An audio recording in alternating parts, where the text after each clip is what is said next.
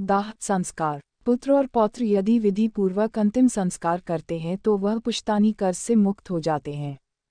दाह संस्कार के अंतर्गत 6 पिंड देने की विधि है। पहला पिंड मुख स्थान पर, दूसरा पिंड द्वार पर, तीसरा पिंड चौराहे पर, चौथा पिंड विश्राम स्थान पर, पांचवां पिंड चिता पर, छठा पिंड अस्थि संचयन के समय।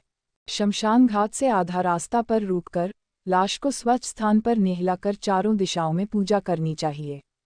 तब इसे शमशान भूमि पर सर उत्तर दिशा में करके लेटाना चाहिए। जलने वाली जगह को साफ करके गोबर का लेप करें। इस स्थान पर पहले कोई लाश न जली हो। कुछ मिट्टी बटोरकर उसकी मूर्ति बनाकर पानी से छिककर पूजा करके अग्नि की स्थापना करें। अग्नि की पूजा रंगदार चावलों से करते हुए अग्नि शक्ति को संबोधित करें। लोमान, इस संसार से यह प्राणी चला गया है, इस आत्मा को स्वर्ग प्रदान करें। इसके बाद चिता का निर्माण करें, लाश को उस पर रखें मृतक के हाथों में और चिता पर लाई के दाने रखें। इस प्रकार मृतक को 5 लाई के दाने मिलने से वह घर वालों को परेशान नहीं करता। शमशान भूमि में शूद्रों द्वारा पहुंचाई गई वस्तुओं से वहां किया गया संपूर्ण कर्म निष्फल हो जाता है। किसी कारणवश उपर्युक्त पिंड न दिए जाने पर शव राक्षसों के भक्षण योग्य हो जाता है। दाह कार्य में चंडाल के घर की अग्नि, चिता की अग्नि और पापी के घर की अग्नि का प्रयोग नहीं करना चाहिए। जब चिता में शव का आधा शरीर जल जाए, उसकी खोपड़ी को किसी लकड़ी के डंडे से भंग करके ताकि वह पितरों की दुनिया में चला जाए, तिल मिश्रित घी अर्पित करे। पुत्र को इस समय भावुक होकर रोना चाहिए ताकि वह सदा प्रसन्न रहे। जब चिता जलकर समाप्त हो जाए तो पहले स्त्रियों को, बाद में पुत्रों को नहाकर नीम वृक्ष का एक एक पत्ता खाना चाहिए। घर को जाने के समय स्त्रियों को आगे चलना चाहिए। दोबारा घर में स्नान करने के बाद पुत्र को पहले गौ को खाना देकर पत्ते की प्लेट पर स्वयं खाना चाहिए, किंतु खाना पहले से ही बना नहीं होना चाहिए। मृत्यु वाली स्थान को गोबर से साफ करके एक दीपक जिसका मुख दक्षिण की तरफ रहे 12 दिन तक उस स्थान पर जलता रहना चाहिए। अग्निदाह पंचक में नहीं करना चाहिए।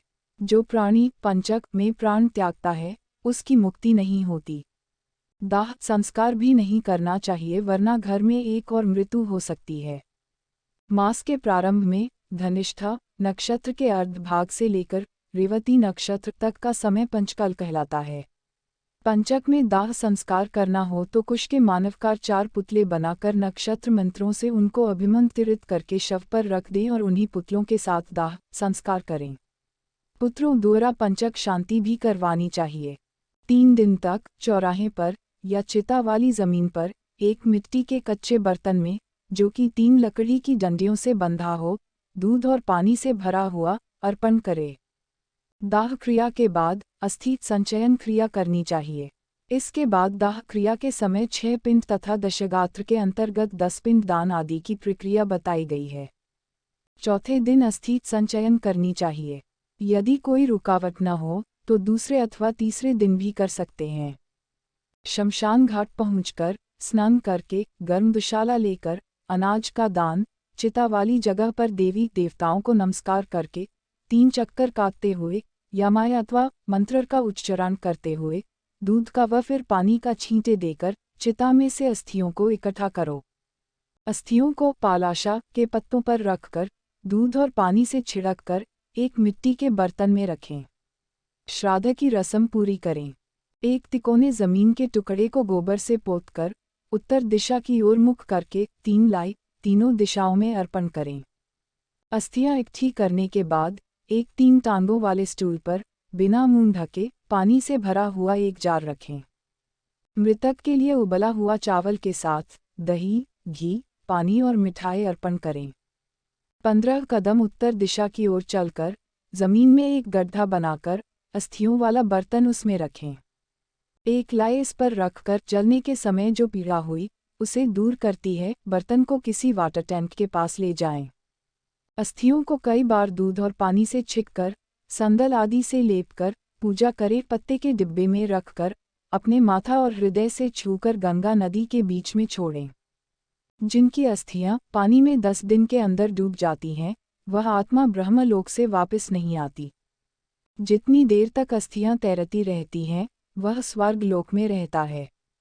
अस्थियां विसर्जन के बाद 10 दिन चलने वाली रस्में शुरू होती हैं।